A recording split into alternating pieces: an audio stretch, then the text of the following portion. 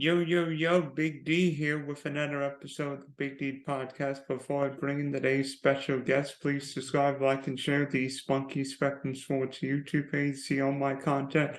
Uploaded an episode yesterday, so please check it out. Also, check out the Big D podcast for all your audio geeks on Spotify and Apple. So, joining me is one of my favorite people. If you know anything of the Roy Hobbs World Series, you would see this guy, whether he's throwing out somebody, stealing bases, or striking the side out. It's Dante Sabatucci. Dante, looks like you're by the beach, right? Yes, sir.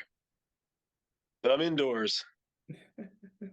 Yeah, I'm just thinking, how cold is it in your area right now? And I don't mean where you currently are, but back in Ohio. Well, in Ohio over the weekend, it got to -5 degrees. And then with wind chill, it was -29 or -30 or so. But it's warming up now, I hear, while I'm gone. It's warming up. I don't know what I would do in -30 wind chills. Yeah, you would stay inside. Yeah. Yeah, I would be by the fireplace. Yeah.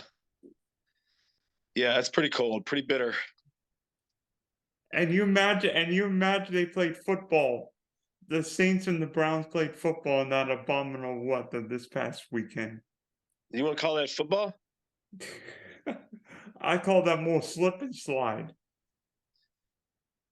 Yeah, they were. And the wind was pretty bad, too. On that lake up there, the wind is pretty gusty. You imagine the Bills have been there and Bills have been in Buffalo this past weekend. Things would not have been good if you were a Josh Allen or a Stephon Diggs fantasy owner. That's true. Yeah. You got to look at those things when you're drafting. Well, just think this weekend there are a couple big football games, and the first one I'm going to talk about is Saturday night between Ohio State and Georgia. So, how far does your love of Ohio State football go back? I started following Ohio State in the mid 80s. It was just kind of by accident when I moved here from Pittsburgh, and all my family loved Ohio State. So we would watch the games, a lot of times the Rose Bowl on New Year's Day. So I just started to follow Ohio State pretty regularly. Did you have any favorite players? Not in particular. I can't think of anyone. I always liked the defensive players. So if you remember Andy Katzenmoyer, guys like that. It seems like Ohio State's always known for good defense, right? I mean, think of that 0-2 Ohio State team which shocked Miami in the Fiesta Bowl. That Ohio State defense was something Miami had not seen. Well, they always had the talent, right? They always had the five-star talent. It's just a matter of whether they can play together and perform on the field. Yeah, no, I think it's interesting because talent doesn't always win. Because we saw this year with Texas A&M having one of the quote unquote best recruiting class of all time. They didn't even make a bowl game. Right, exactly. And in Ohio State, I would say this year has underperformed. They're so talented, but they just haven't put it together Why do on you the field for the most why do part. you why do you think Ohio State has underperformed? Because coming into this year, I thought Ohio State may have been the favorite to win the national championship, but yet I don't think we've seen the same Ohio State team that we thought we'd see. Yeah, I think part of it's the offensive line. I think maybe there's questions about Ryan Day and his head coaching approach, but there's no question they have a lot of talent, and they would start slow all year long. They started slow, and a lot of times in the second half they would turn it on. What do you think? Yeah, I'm thinking back to the Notre Dame game where Ohio State and when Notre Dame didn't have a chance, and yet it seemed like Ohio State was stuck in neutral. Iowa game, even the Penn State game where the Buckeyes started slow, but then revved up to fifth gear. Yeah, but they couldn't do that against Michigan. Yeah, Michigan revved up the engine. Yeah, and Ohio State had opportunities early in the game. They, I believe, they scored first, and I think they went up 10-3 or something like that. And I kept saying, man, they got to score another touchdown here, but they kept stalling out. Their drives kept stalling, and you got to give Michigan credit for that. But It's sometimes when you let a team hang in the game, it's sort of annoys you because in a big rivalry like Ohio State and Michigan, if you let a team hang around, eventually the other side could get hot, and it's whether or not you can match them because that's happened the last 2 years. yeah, exactly. That's exactly what's happened the last 2 years. And Ohio State committed too many bodies to stopping the run, and then they got burned deep on some passes. How much? So they lost in both phases of the game on defense. Yeah. So, what do you think? How much do you look at Ryan Day as potentially responsible for what's happened? Because if you think of the 3 or 4 big games that Ohio State's played the last 2 years, Oregon ran all over you guys. Michigan ran all over you guys. Even Utah and Pasadena put up a ton of yards, ton of points. And in Michigan this year put up 45 and ran all over you guys in the second half. How much is Ryan Day to blame for Ohio State's inability to stop physical Oregon, Utah, and Michigan twice?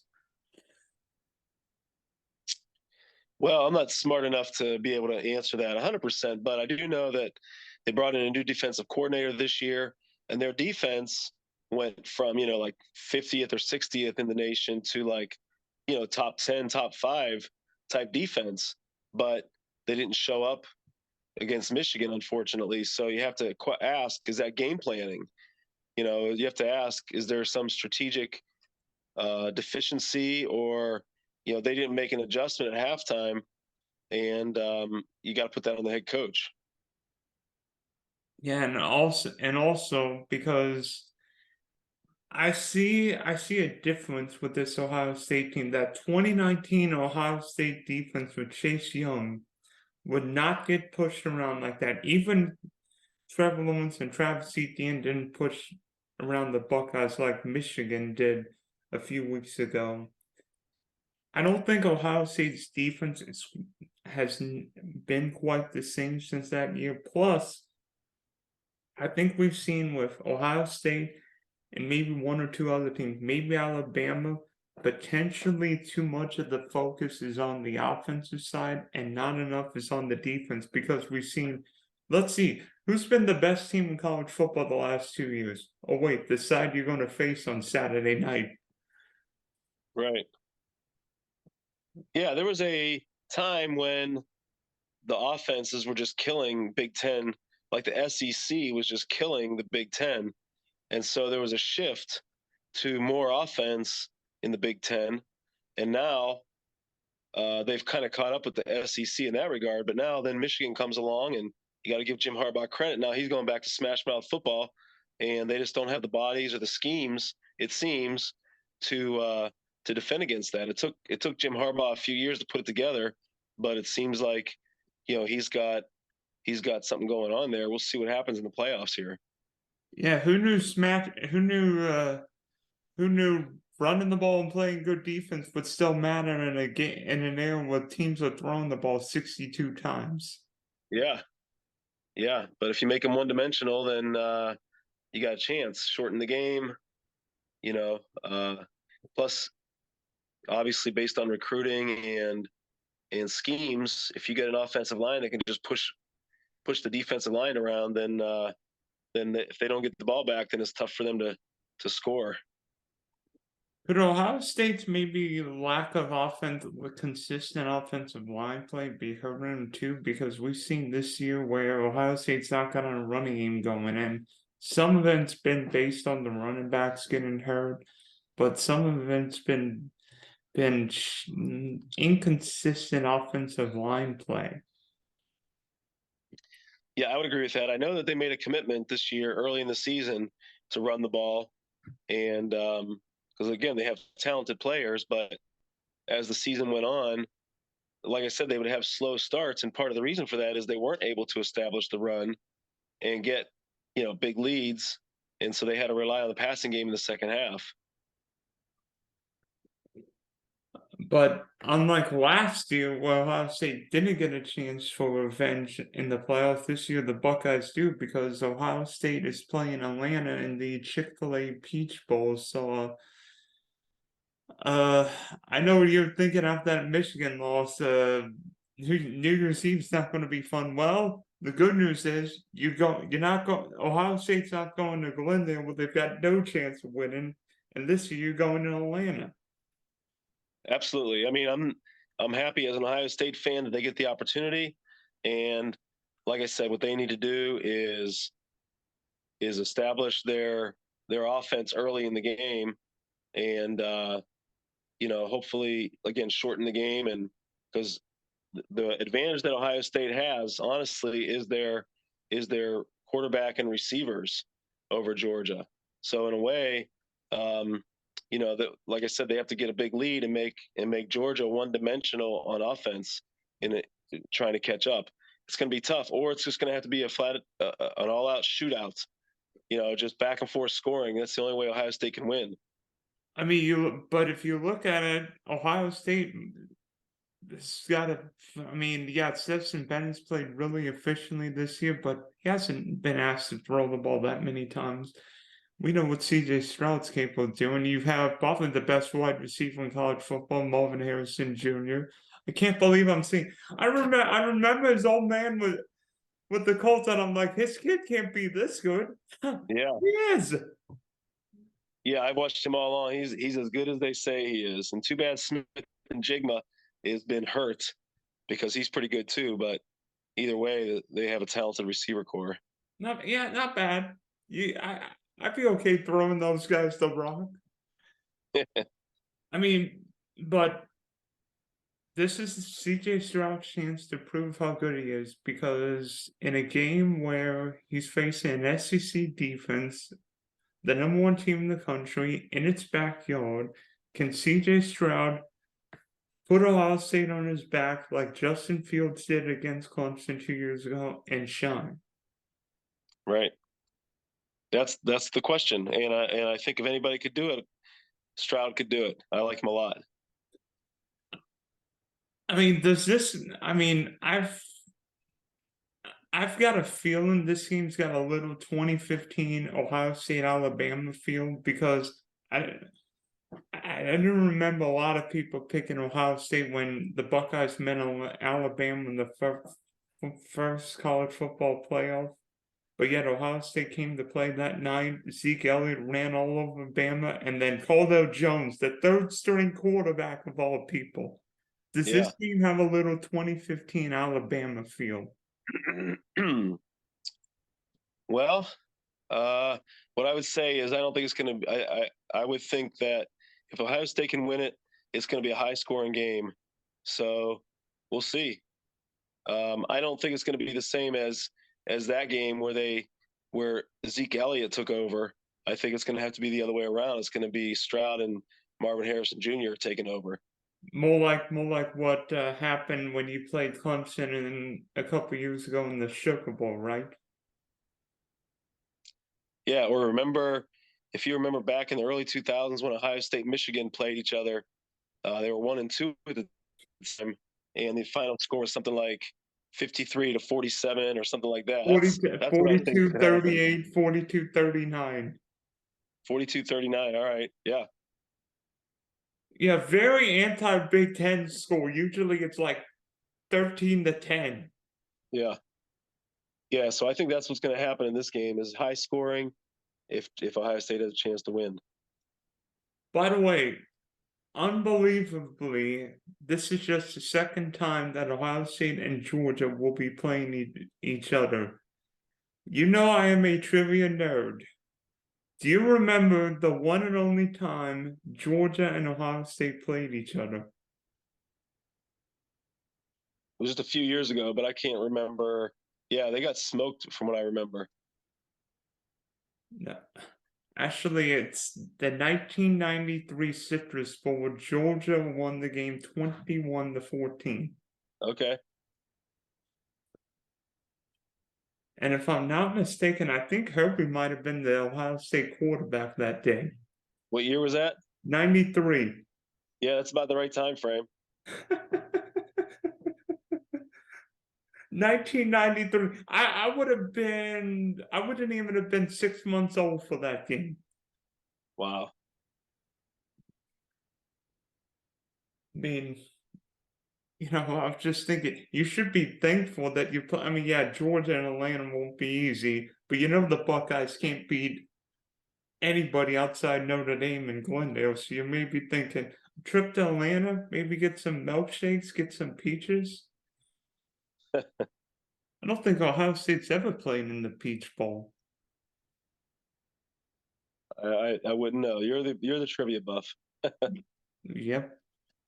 So usually people in Ohio would be like Cleveland Brown or Cincinnati Bengal fans, but you always Steeler fans. So I bet you would have loved that Kenny Pickett throw to George Pickens on a Saturday night, right?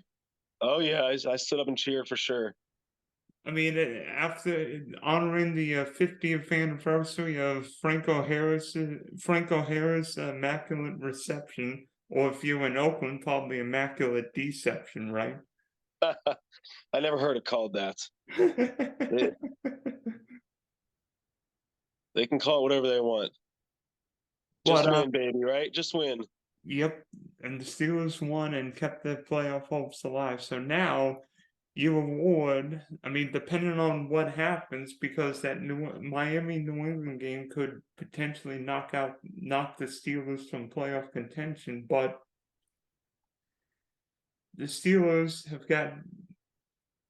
Steelers go to their longtime rivals this weekend. You go from the Raiders, one of your rivals, to your rival in the Ravens. I mean, there might be longer, better rivalries, but is there a harder hitting rivalry than Pittsburgh Baltimore? No, I got to tell you, that's my favorite rivalry right now, and they've gone back and forth over the years, and there's been some great games. So I have no doubt that this is going to be a great game. And I don't know what time New England and Miami tee off, but at least when the Steelers tee off, I believe they won't know. They'll still be in it.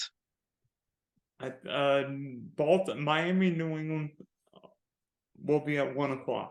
Oh, I take that back because they were flexed to the evening game, so it may have been decided. But if Tua's out this week, then I think New England's got a good chance of winning that game. Oh gosh, yeah, Mac Jones and Teddy Bridgewater, yuck. I think I'd rather watch Kenny Pickett and the Mall play. Yeah, so hey, just one more week. Just give me one more week. I mean, what is your favorite Baltimore Pittsburgh memory? I remember one year. I don't remember what year it was. It was probably, well, it was the last time the Steelers went to the Super Bowl. So what was that? 2009 or something, or 11 maybe. I can't remember, but I remember Ben Roethlisberger hit Antonio Brown on a sideline pass with about, I don't know, 45 seconds left in the game. An amazing pass, amazing catch, and they went on to score. And Steelers went to the Super Bowl. I think that was the AFC Championship game. Antonio Brown. Who was that? Antonio Brown of all people. Whatever happened to that guy? Well, right now I think he's on the lam, isn't he? That's He's being hunted down by Dog the Bounty Hunter. He's being hunted by everybody, right? Yeah, but that guy, I'll be honest, I saw him make so many great catches and then get blasted a lot of times before the helmet to helmet rules were in place. I wouldn't doubt if he has some of that CTE. A lot of times the symptoms start showing, but I think the deadly results maybe don't come for a few years down the road. But I mean, I saw him make catches and he would just get hit helmet to helmet and he'd hang on to the ball. He made some great catches, and I just feel bad for the guy, because I just wonder if he's suffering from some kind of injury as a result of his football days. Yeah, I remember one time where I don't remember who it was, but somebody whacked Heath Miller going across the field in this game because Baltimore Pittsburgh game turned into a bloodbath. If you didn't come out of this game with with bleeding or with something wrong, you didn't play. Yeah, that was another great game. Steelers won that one too, but they showed the replay of it, and Heath Miller's head went all the way back and pretty much like touched his shoulder pads and on the backside, like his head almost got taken clean off. Luckily, he was. I don't think he came back for the game, but he was okay. I mean, I think it just shows the violence that this rivalry's got because anytime Pittsburgh and Baltimore meet up, forget the records, forget who's under center.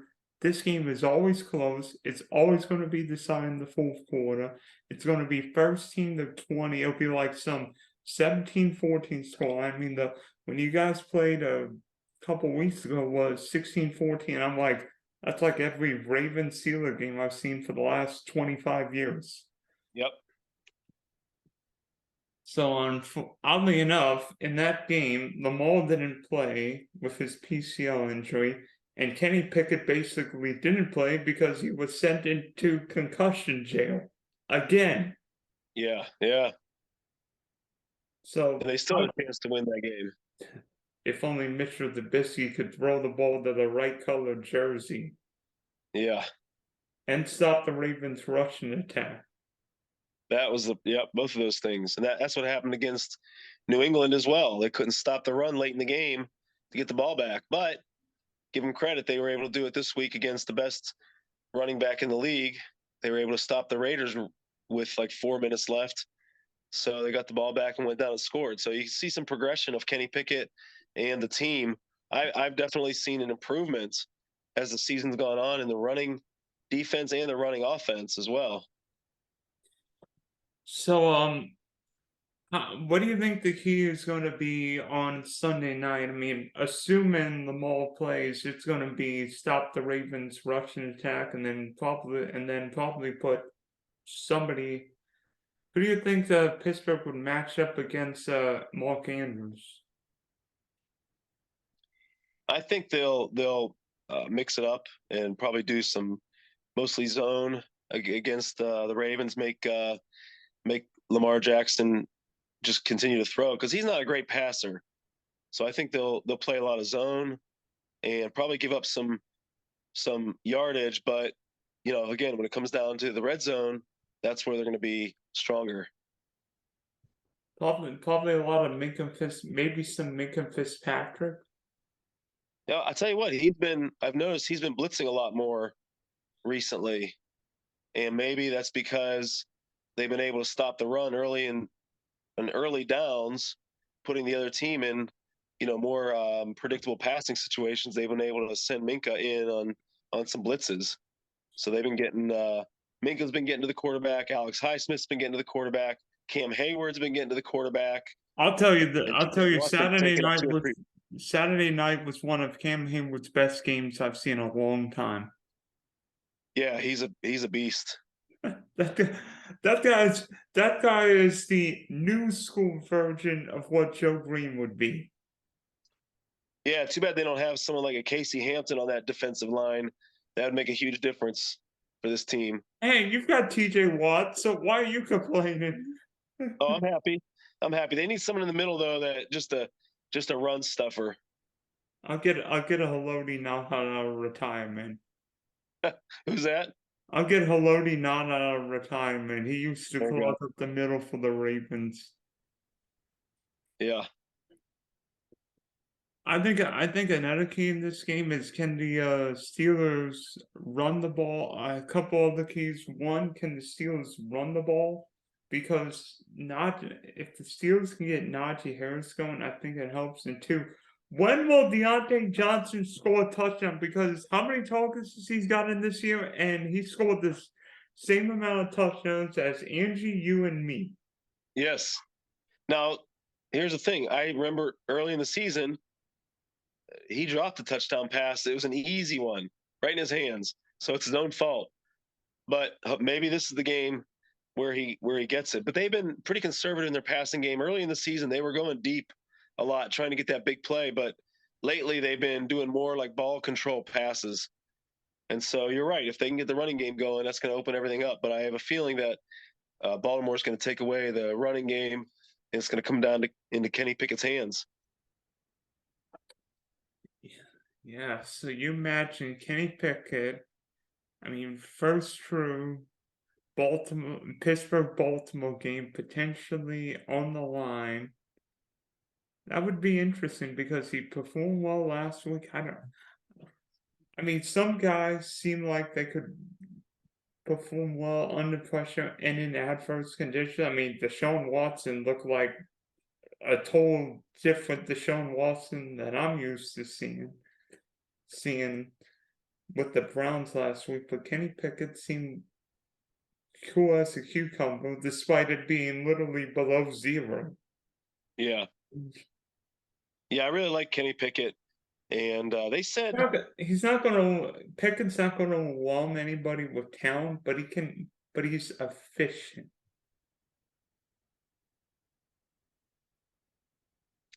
and I think he's smart too. I think he's been pretty smart in his decision making. I think the offense is pretty basic right now, but he's just he's just picking his spots and making his passes, and he's mostly hitting guys on sort of like comebackers. So they're static throws, but he's been mobile enough to get himself open and then hit those guys. And then obviously that throw to Pickens the other day was perfect. Better than any throw Derek Hall made in that game. Yeah, yeah, that was right on the money, on perfect time. So I like Kenny Pickett. They said he's got 3 game-winning touchdown drives this year, which I don't know how that ranks, among other rookies in history, but that's still pretty good, even though he had 2 or 3 other opportunities, just didn't get it done. I don't know how many Big Ben had in his rookie year. That's a good question. He had a few, but his rookie year he was like 15-0 or something, or 14-0. So he had a great rookie season. And he never threw the ball though. It's true. They had Bettis and great offensive line, great defense. They didn't have to throw it too much. Except in the AFC Championship game, and we know what happened then. Yeah. Yeah, he threw a stupid interception. But speaking of the Ravens, that's Ben Roethlisberger came in because I believe it was Maddox got hurt against the Ravens. What else is new? What's that? What else is new? Yeah. So I think they were down like 3 touchdowns, and he brought him back. I can't remember if they won the game or it was close, but he ended up throwing up for over 300 yards in his debut.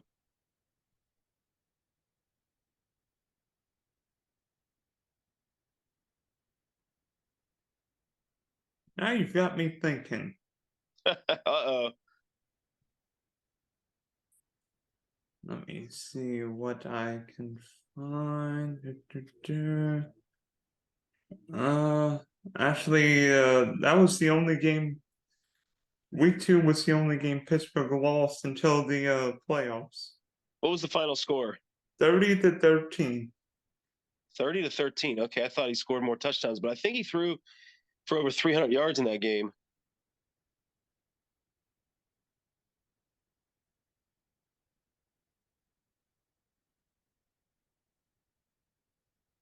I think it's going to be a fun weekend, not just for you, but for all football fans, because New Year's Eve We've got the playoff, TCU, Michigan, Georgia, Ohio State, and then Sunday, New Year's Day, with all kinds of playoff scenarios. Oh, and to top it off, we get one of the NFL's fiercest rivals. What else do you want? That's a great. It looks like it could be a great weekend of football. Yeah. So thanks for hopping on, Dante. We wish you and Angie a happy holidays, Merry Christmas, Happy New Year, and hopefully you'll be a little toast to you. Hopefully so. Happy news to your family, and thanks for having me on.